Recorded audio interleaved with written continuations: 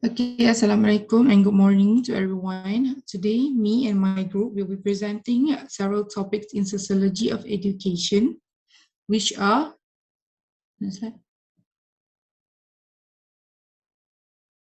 concept and importance of Sociology of Education, the relationship between society and schools, comparison between four Muslim scholars' perspective on education and schooling, comparison between three Western theories' views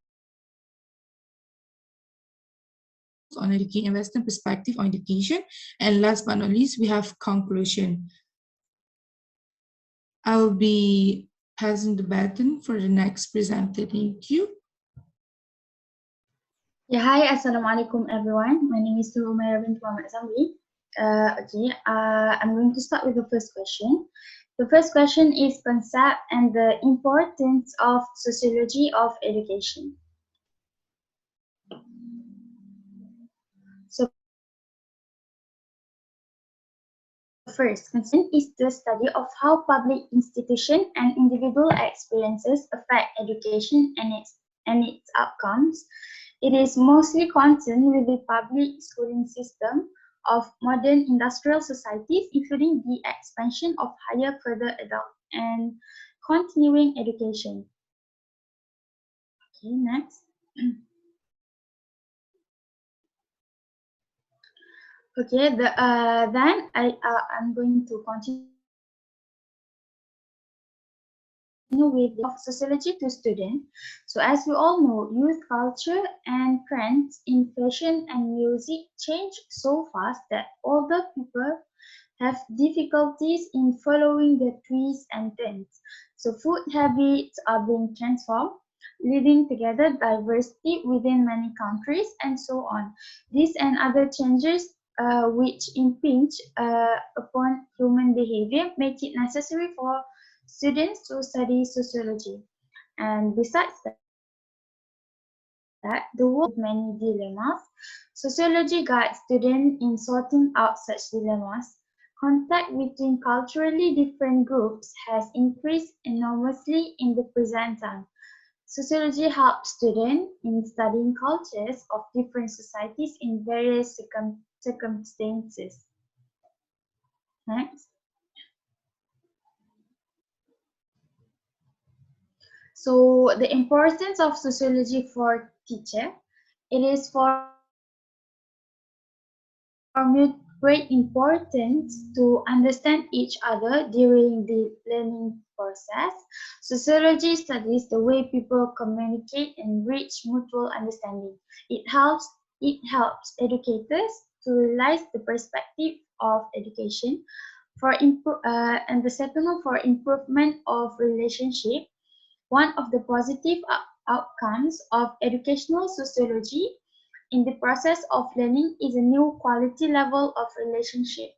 Many teachers huge difference between a teacher and student. It is a wrong concept. If you want to be loved by your students, treat them equally.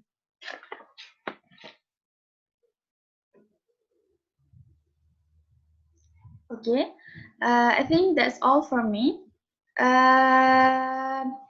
So let's discuss some more about my slides. So do you agree if I say that sociology of education is not important for me your opinion if you are not agree with this statement? Okay, I have my opinion. I disagree with your opinion about education that is not important for teacher, because I think sociology is really important for teacher, because sociology studies the way people communicate and reach mutual understanding. So if a teacher doesn't show respect to their students, they want such as students tend to rebel, ignore, or stop learning at all. That's my opinion. Okay, thank you Afifa for your great opinion. Thank you. And then, Assalamualaikum. My name is Nareza Fifa. I will continue our discussion with the relationship between society and school. Okay. the definition of school. Okay, the word school is normal students, curriculum, and instruction, teachers, and administration. Okay, uh, a school is a place or an institution for educating the children. Okay, any institution at which instruction is given in a particular subject. Okay. And then a society is a group of people living according to a shared culture. Okay, so it refers to a group of institution, land, or a set of social relationship. Okay, and then a person can belong to several societies at a time. The thing that make a group of people a society that they share a common culture. Next.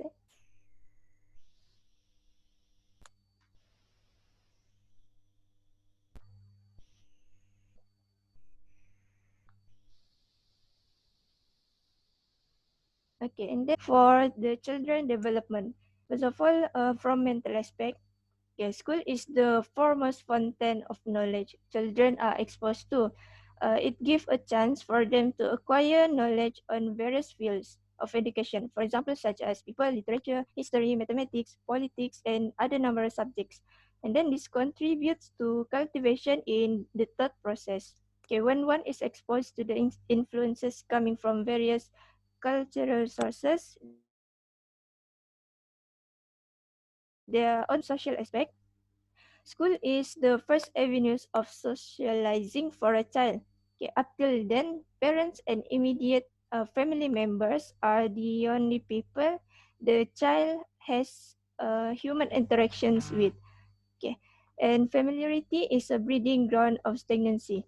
Okay, with school, children are exposed not only to new ideas but also the same age compatriots. And third one, physical. From a child after conception goes through various physical development. Okay, while home provides a restricted outlet, in school, a child can channelize his energy into more sociable avenues. Okay, studies have pointed out that while in familiar environment, the child is equipped to deal with sudden bursts of energy. They learn to be at their best behavior only when exposed to same age individuals, such as sports. Craft will help children direct their boundless energy into something productive. And the last one for the overall development at school, children are exposed to various sources from whom they can imbibe immense knowledge, instrumental for their development. Hence, school is necessary for children to inculcate the workings of life. Next slide.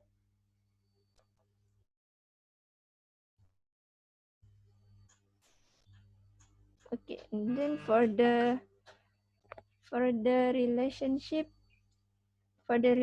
between society and school, first of all, a school shapes children's perception of the world. The values, beliefs, and norms of society are internalized within children so that they come to think and act like other members of the society. So, which is a school helps in building a nation. A good society is the product of a good school system, and a good school system is the product of a good society. So, there must be intimate relationships between the school and the society. And the third one, society problems. Society provide society provides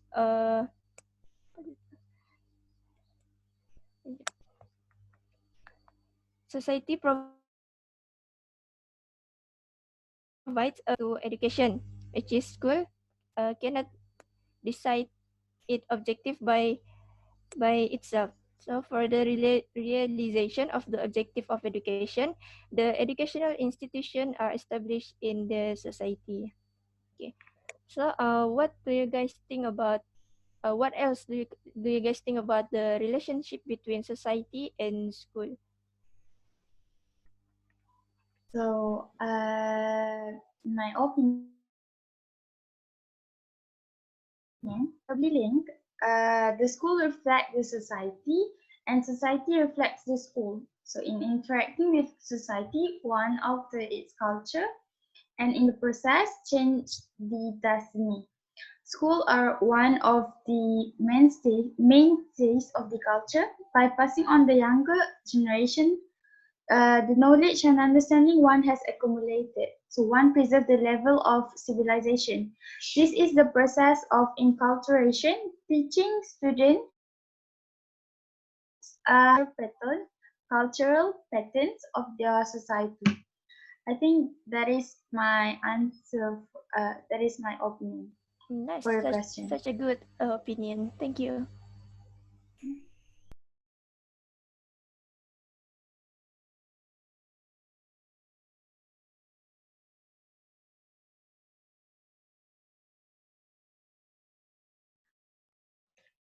Okay, Assalamualaikum. Let me introduce myself, and I will be explaining about comparison between four Muslim scholars' perspective on education and schooling. Next slide.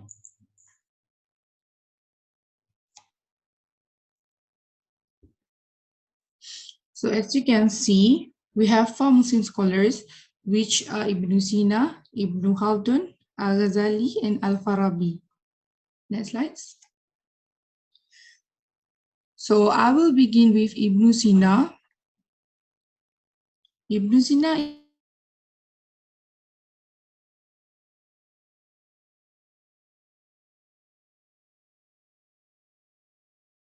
individual physical education is to improve the quality of their lives and leads to broad. He also mentioned that education is not only to produce good citizens, but also prepares women in his profession. Are meant to educate individuals within society to prepare and qualify them for work and to work in economy, as well as to integrate people in society and teach them about moral beliefs and values. Ibn Sina sees education in summary, body and mind. A sound body means a healthy body which is free from diseases, and a sound mind means a mind that is capable of good, positive, and free thinking mind, as well as to prepare human for intellectual and practical works. He also mentioned that education emphasizes on moral, personality, knowledge, physical, and individual and development. Okay, so according to him about child education and schooling, which is faith, good manners, wellness, literacy, art, and profession. He also thinks that education should prepare individuals to live in society according to their aptitudes. Aptitudes here carry the meaning as a natural ability to do something, which is their skills. And Ibn Sina's definition of medicine and health is corresponding with the educational stages because he considered the principle of health in three issues. And last but not least, he considers the meaning of the educability of the human because he thinks that education starts from birth to 6 years old. Next slide, please. Next, we have Al-Ghazali. Al-Ghazali was a Persian philosopher who was one of the most prominent and influential philosophers.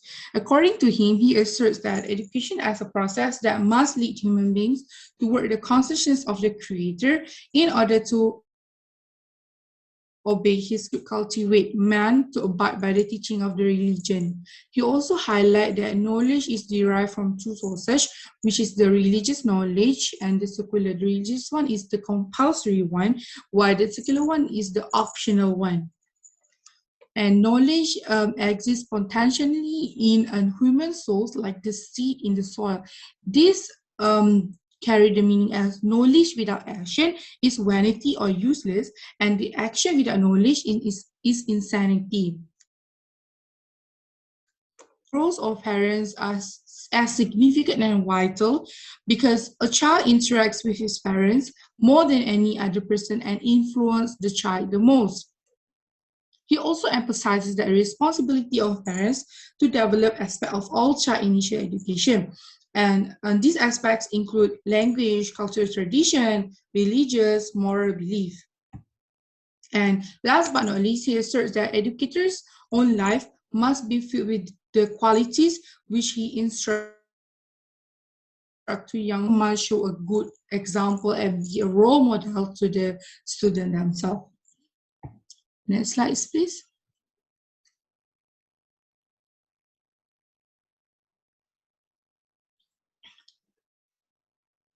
Then we have Ibn Khaldun. Ibn Khaldun was an Arab sociologist, philosopher, and historian. Okay, so according to Ibn Khaldun, he believed that in the influence of the behavioral education, he assumed that learning leads to the individual mind as well as the individual manners, meaning that if you are educated, so it will make you such a well-mannered man. So on the other hand, Ibn Khaldun believes that education is strongly related to the human innate nature. When Allah created man to have a brain used for constant thinking, he also believed that education is a learned out by themselves. This means that it can be acquired through continuous efforts, and experience requires mastery of proficiency and skillfulness. On child education and schoolings, he asserts that the teacher is an indispensable key component in the educational process, and without teachers, learning will be difficult to succeed. He also stresses that teachers should not stop learning because learning is a continuous process of life, and teachers should possess cognitive which have health, physical abilities, you are free from disease, you have a healthy body, and good traits to meet the requirement of teaching as a profession. And not last but not least, the teacher also should consider learners' potential and abilities, which means that Khaldun stresses that the importance of learner potential, which indicates that teacher should not give learners what might be higher than abilities, because each and every of us learn differently. And last but not least, we have Al-Farabi.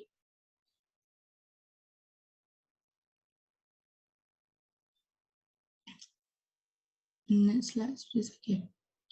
Okay, Al-Farabi was a renowned early Islamic philosopher. He was also a scientist, cosmologist, mathematician, and music theorist.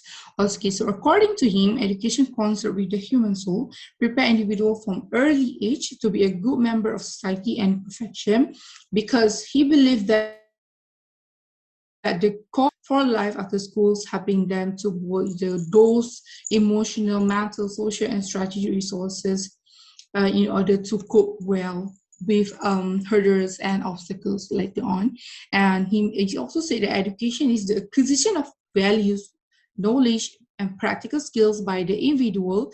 And in his view, he perceived that one of the goals of education is to combine learning with practical action, because knowledge without action is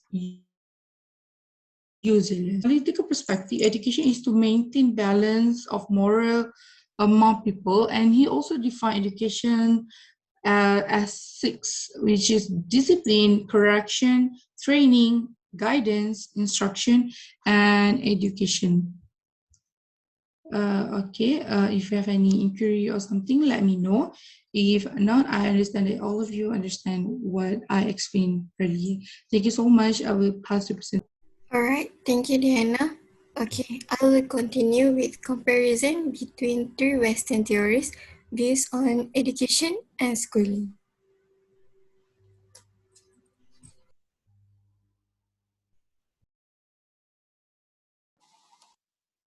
Next. It's loading. Wait,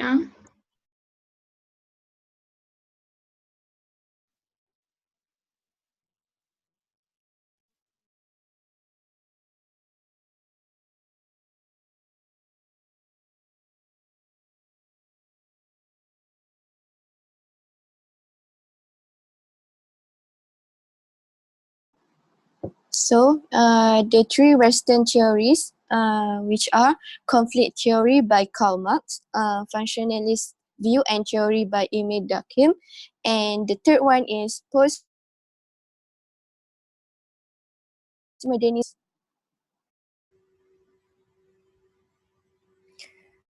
moving on to the conflict theory, functionalist theory, and postmodernist theory. So first is functions of education and school by conflict theory. So before that, what is conflict theory? Conflict theory is actually based on the assumption that society is a complex system characterized by inequality and so functions of education and school is first the reproduction of class inequality of or stratification too. And second one is the legitimation of class inequality. So first, the reproduction of class inequality or stratification tool is actually in realities, social class influence educational achievement and they divided into two, which is bourgeoisie and proletariat. So bourgeoisie is a middle class children get better qualification and they end up with higher paid middle class job, while proletariat is working class children end up with lower qualification and they end up with lower paid working class job. So basically, bourgeoisie is a ruling group.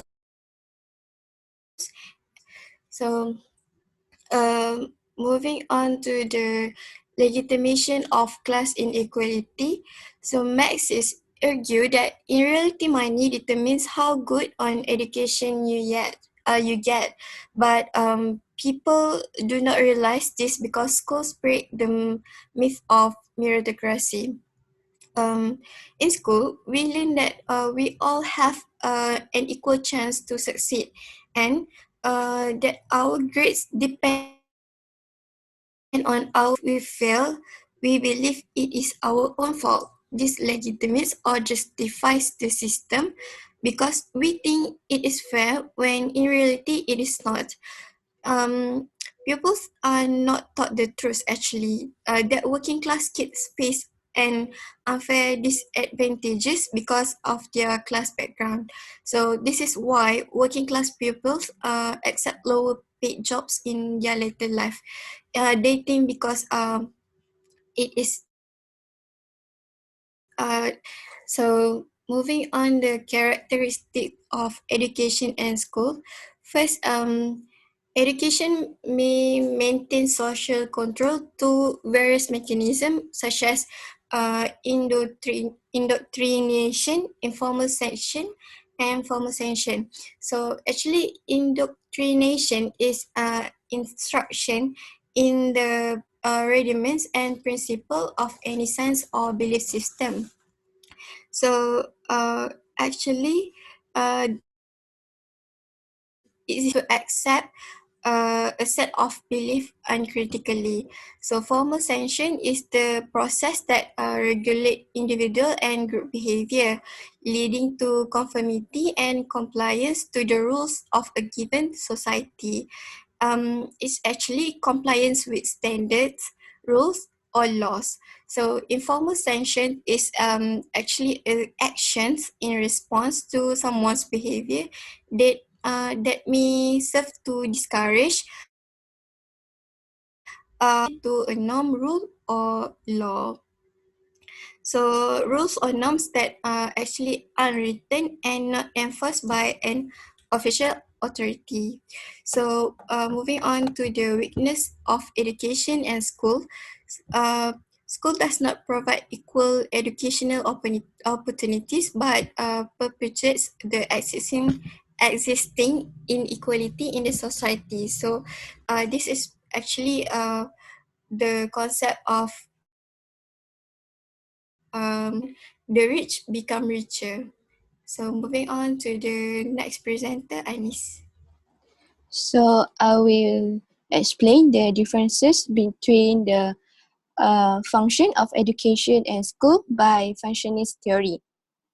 So, functionalist view of education and schooling as one of the most important social institutions. In general, functionalists resist that education contributes into two functions, which is manifested as the secondary function. First of all, manifest can be divided into few major, but I will focus on two major, which is socialization and social control. Socialization happens in the beginning of preschool and kindergarten, where students are taught to practice various societal rules. The example of these rules such as friend, where it shares social activities, create and maintain wow in the social control is one of the example of manifest functions where it transmits the core values of the nation. The role of school is to teach students conformity to law and respect for authority. This function also helps the student in preparation to enter the workplace and the world at large. Moving on to the next function, which is the latent function. The example of latent function is this skill is transferable to a workplace that might not be learned in a homeschool setting. From schooling, the student be able to have the ability to develop tolerance to social and political advocacy. However, the main functions of education system can be divided into four, which are creating social solidarity, teaching skills necessary for work, teaching us core values, and moving on to the characteristic of education and school based on functionalist theory. The characteristic of school can be seen through the way school educates the student, which are in the two ways, individualism and fostering self-esteem. Both of these way of teaching explain the valuing of the individual over the value of groups or society and others.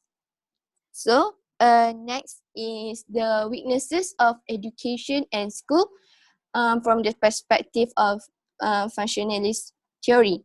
Um, Functionalist theory explained that education causes a divide in the society, which is patriarchal. Based on feminists, they believe that education benefit more males in the using the concept of patriarchal. She believed that there is hierarchy within education, which is male dominated on the top. Therefore, education causes divide in the society. So, by far, do you have any questions? What is the meaning of patriarchal? Patriarchal or patriarchy refers to the male domination both. This term is usually being used by the feminists to describe the power of relationship between men and women. So I will continue with the differences on the postmodernist theory. However, in the postmodernist theory, their perspective towards education and school are different.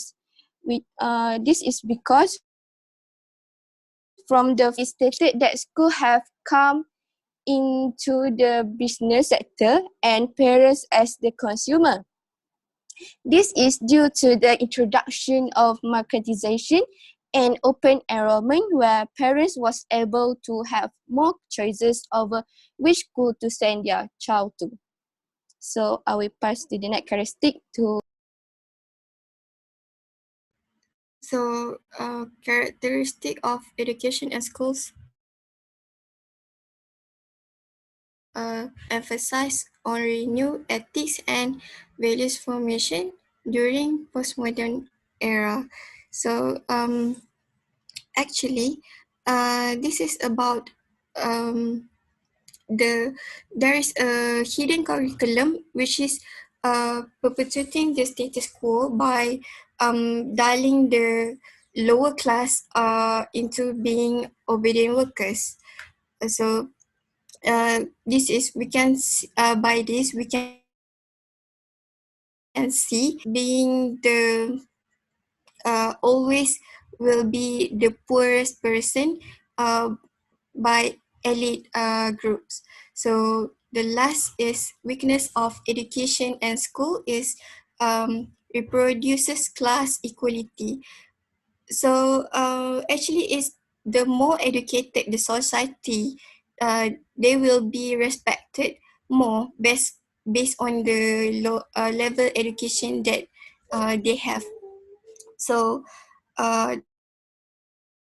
the elite people, the more respected they will get. Actually, the education is controlled by the elite group because of the education is controlled by them, which is the poorest doesn't have chance to get a better future and better education, while actually education is really help us a person to have to having a better life, to having a better future. So the explanation that we made. So I would like to ask to Sister Dini, what is your opinion if in this era people still having this mindset of theory? Okay, so as for me, I am definitely opposed to the view that education is not just is just for them. But we know that because my reason is education is not just for people, for students with come from family backgrounds in upper class, but because in Malaysian education, because in Malaysian education, the Ministry of Education is very concerned about the education of every individual, regardless of family background. So for some reasons, family in upper class, they have opinions whether to send their child in private school or just normal school, and which private school we know that they have a better education for their children. So for me, education is for all. Education is for everyone, not just for them which in upper class only. Okay, that just for my opinion lah. I do agree with you. Great opinion. Yeah, thank you, Sister Dini, for the great opinion, such as interesting opinion. Okay, thank you.